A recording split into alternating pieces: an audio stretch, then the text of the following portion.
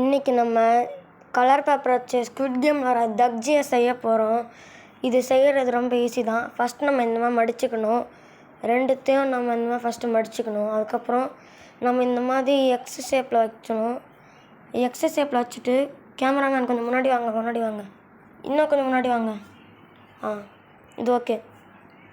இப்போது நம்ம இது இந்த மாதிரி மடிச்சுட்டு இதை நம்ம அப்படியே நம்ம அந்த ப்ளூ பேப்பர் மேலே மடிக்கணும்.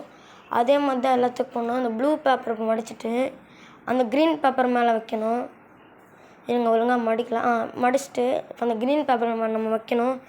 அதுக்கப்புறம் அதுக்கப்புறம் வச்சுட்டு நம்ம இப்போ நெக்ஸ்ட்டு கலர் அதே மாதிரி தான் மடிக்கணும். லாஸ்ட்டு கலர் மட்டும் நான் என்னென்னு சொல்கிறேன். இப்போ நம்ம நெக்ஸ்ட்டு கலர் அதே மாதிரி மடிச்சிட்டோம். இப்போது லாஸ்ட்டு கலர் நம்ம மடிச்சிட்டோனையும் நம்ம அந்த மாதிரி பண்ணக்கூடாது. நம்ம அந்த கேப்பில் நம்ம உள்ளே அப்படியே டக்கின் பண்ணிடணும். அவ்வளோதான் மக்களே, நம்ம தக்ஜி ரெடி. இருங்க டக்கின் பண்ணுங்க.